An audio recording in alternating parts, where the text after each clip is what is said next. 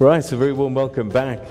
We're busy talking about the Commonwealth Games 2022 in Africa for the first time, and they're going to be hosted in Durban. But as part of that, and very importantly, one of the things that flow from games such as this are legacy projects.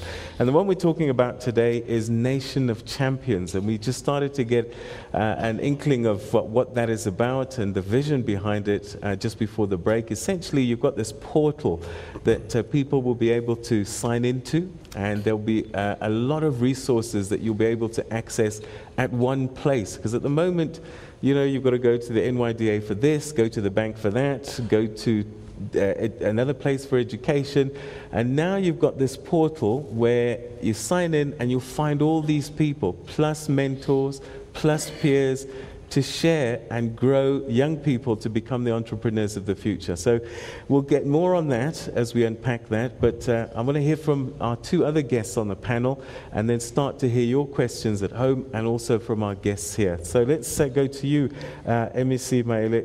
Local government, you have a role to play, province, local, in helping these young people. When you hear a project like this, how does that help your efforts? Because if we don't deal, as we heard just before we went on air, with the young people, we're going to start to have social drama of unprecedented proportions because our country's the population is a young one.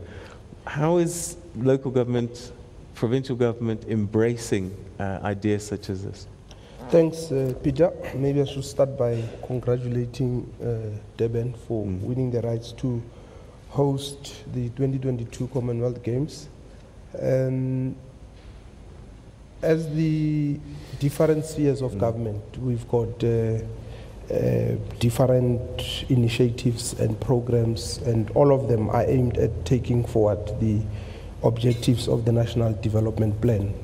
Want to create jobs, about 11 million by 2030, and one of the weaknesses, I think, is lack of coordination, because it's not just government doing a whole range of things. It's also the private sector, the NGOs.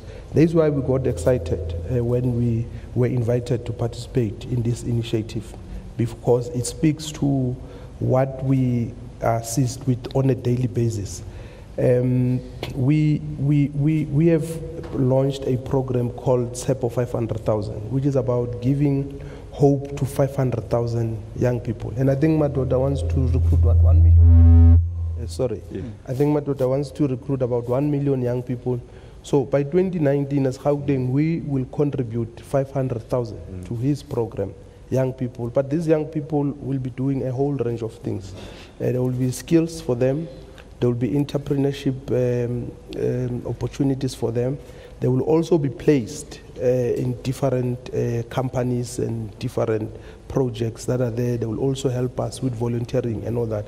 We've already enlisted services of about 27,000 young people, and we hope to increase that to 100,000 by next year, March. So this program speaks very well to what we are doing, and we are excited, and I'm sure even other spheres of government will certainly support this kind of initiative. You'll also know that government agencies as well have got a lot of programs that are being rolled out. There's a lot of training programs, skills development programs, but at the end of the day, there must be a proper coordination, because if we don't coordinate, we end up duplicating responsibilities and all that. So this, for me, it's a platform that can help us to start that effort of making sure that we coordinate everybody's efforts. All right. Okay. Well, one voice that we do need to hear from is the voice of young people. And Mr. Zondi, you're kind of wearing that hat at the moment. And I'm just wondering, from your experience, what are the young people most desperate about? How can we help them? And how do you see this project starting to address some of the challenges that young people are presenting to you? No, thank you, Peter. I think for starters, one must mention that one is speaking from a position where, as much as I work with young people from the Provincial Department of Economic Development in KZN, we also work with other provinces throughout the country. We've got a forum where we all sit as specialists in terms of youth economic empowerment in the country. And if you look at the issues of young people and youth economic empowerment, entrepreneurship is at the center of it. And of course, you look at initiatives like this. For me, when I speak to colleagues from SASCOC and the creators of the Legacy Project, I see the project as just being more than just being a legacy project. For me, it is a revolution, you know, from now going up to 2022. Someone sitting at home might be thinking that these people are here because, you know, South Africa is vast. There are rural areas. Someone might be thinking they are talking apps, what that has to do with me. But if you go deep, this will be about what we do in different provinces as different departments of economic development and other spheres of government, as the MEC is saying, in terms of us going down and making sure that entrepreneurship activity is there amongst young people, whether you're talking from entrepreneurship training and all other things that we do. For instance, I mean, in KZN, we've got a program. If you look at our youth economic empowerment strategy, we've got a sector-focused approach where we're dealing with a whole lot of other sectors.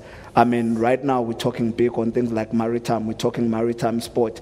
There's still 7 years to go. Some of those young people that we're engaging with, by 2022, they could be somewhere. From an entrepreneurship perspective, you talk other sectors like manufacturing. So it is a community of entrepreneurship, skills development, and hence I call it a revolution.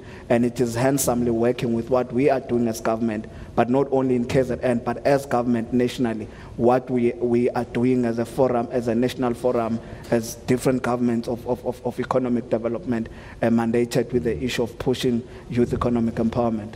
All right, okay. We're going to take another quick break, but I think we've got enough to work with as starting this conversation. I'm still curious to find out maybe what happened post-Manchester, Melbourne, Delhi, Glasgow, because legacy projects are great when you implement them, but now we've got enough case studies and case history. What has happened in those countries? There's questions about Durban. Can we even afford this thing? You know, rather spend the money on something else. I'm sure there's an answer from Mr. Sam on that particular one. But if you've got questions that you'd like to raise and how you can get involved in this portal and get more clarity, stay with us. We'll be right back after this.